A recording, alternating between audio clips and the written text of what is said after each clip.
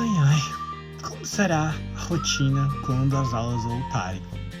Será que a gente vai se abraçar como antes, se tocar como antes? Será que a gente vai ter o mesmo número de colegas em sala?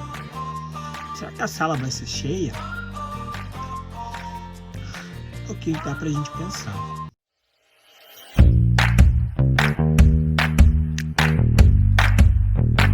E aí galera, eu sou o Eduardo e esse é o Coisas que eu gostaria de dizer. E no vídeo de hoje a gente vai falar sobre o que será da educação depois dessa pandemia, né? O que vai nos dizer sobre esse futuro? E para começar, eu vou trazer uma citação de um artigo, né, de uma matéria que foi publicada lá no jornal É o País em 14 de junho, né, do mês passado, né? É uma matéria do mês passado que falava justamente sobre essa volta às aulas, né, que na Europa está prevista agora para o mês de setembro, né? E aí ele fala o professor Mariano Fernandes Enguita, né, que ele é professor da cadeira de Sociologia lá na Universidade de Madrid. Ele fala bem assim: nesta crise, o essencial tem sido a capacidade de se transferir, adaptar e se reinventar em um ambiente quase exclusivamente virtual, que antes era apenas ou predominantemente pessoal, cada um sozinho ou em colaboração, né? Então a gente vê que esse novo jeito da gente aprender, de se comunicar, de fazer um monte de coisa, está muito presente no nosso dia a dia, né? E a gente pode medir pela quantidade de lives que nós temos, pela quantidade de mediação por meio digital que nós temos, né? E o quanto aumentou o tipo de aquisição de cursos e de palestras e de workshops, todos por meio digital, obviamente, porque a gente não pode ter um contato físico, né? Então a gente vê que tanto os professores, quanto os pais, quanto os alunos e até as escolas, ninguém sabe como agir. E no meio de tantas, de termos essas instituições tão perdidas, a gente vê o ensino superior ofertando um monte de vagas para graduação, pós-graduação digital, né? E aí a gente fica pensando em que pé que tá isso?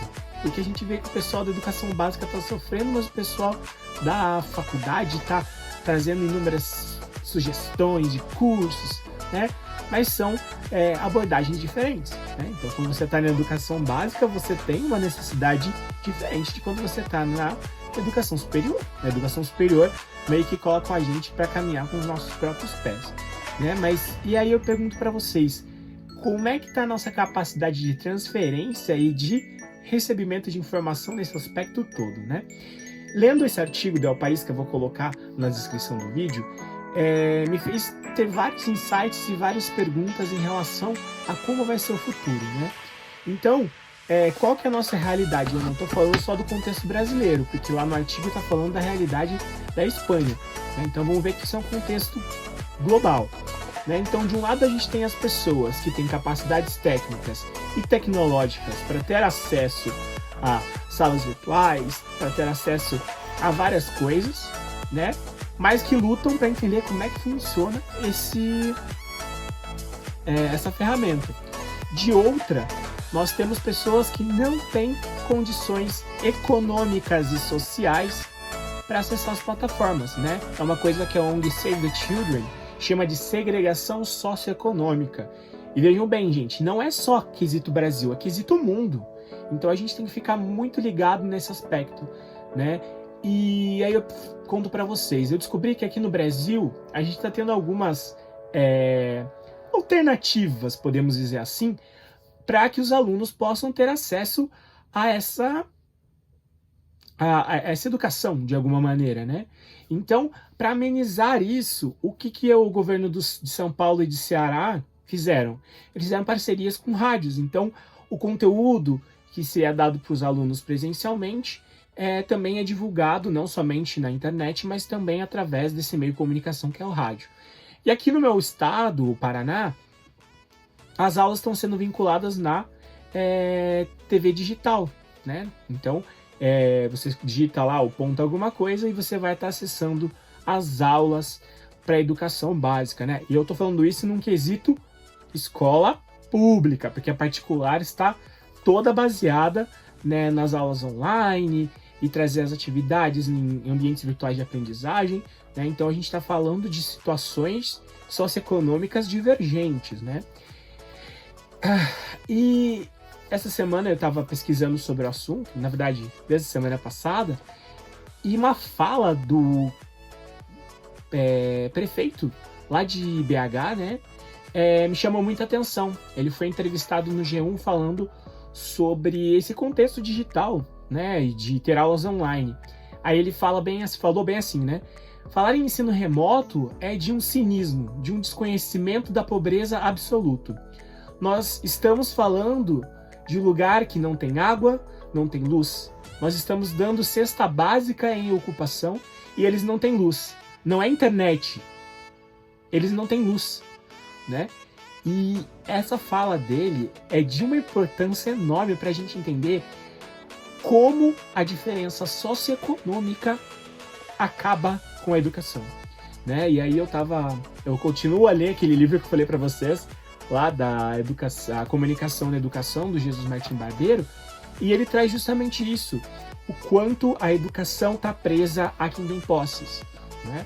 Eu tive muita sorte de estudar em colégio particular, mas será que todo mundo vai ter essa mesma sorte que eu tive? Óbvio que não. E infelizmente a gente tem essa segregação, né? Realmente, colégio público e colégio particular tem educação diferente. Por quê? Porque até os professores de educação pública, eles são pouco valorizados, né? Então, esses dias eu conversava com um colega que me contou que eles mandaram o pessoal que era da educação pública fazer um curso que era uma coisa que eles poderiam muito bem fazer online, isso antes da pandemia, obviamente. Então, a gente vê o quanto as coisas estão erradas, né? Então, mais do que trazer informações para vocês, é trazer essa reflexão, né? Porque a pergunta que fica para mim, né, que eu ainda não sei como responder, é: como será a educação pós-pandemia quando a gente vê cenários tão distintos? É onde claramente as condições financeiras impactam diretamente na educação básica, né? Então, gente, como a gente pode fazer para mudar isso, né? O que você está fazendo durante a pandemia para mudar essa situação? Nós da área da educação, seja ela da corporativa como eu, ou seja até da educação básica do superior, a maioria de nós, pelo menos, estamos tentando investir no nosso conhecimento, porque só a gente entendendo um assunto a gente consegue trazer e consegue debater, porque a única coisa que nós temos certeza é de que a educação não vai ser mais como antigamente. Ela vai ter que ser modificada, porque nós sabemos como vai ser a situação dentro de sala de aula, vai ter menos alunos dentro do ambiente escolar, né? Então, de cada sala, perdão. Então, seja isso em educação básica, em faculdade, ou no meu contexto, que é educação corporativa, a gente sabe que vai ter que ter menos pessoas, vai ter que estar todo mundo com máscara, né? Vai ter que ter um distanciamento. Então, a gente sabe que tudo vai mudar. Então, fora isso, a gente também tem as divergências socioeconômicas. Então, é uma reflexão que eu trago para vocês e que é muito sério, faz a gente pensar. Eu vou colocar o link da matéria do El País aqui embaixo e eu peço que quem quiser leia, porque vai fazer a gente clarear muito nossa ideia de que o Brasil não é o único país que passa por isso. Então, só a gente conhecendo o problema para a gente sanar esse problema. Então, é mais uma instigar vocês a entenderem como é que é o processo e tentar mudar também, porque não é só vocês da área de educação, né?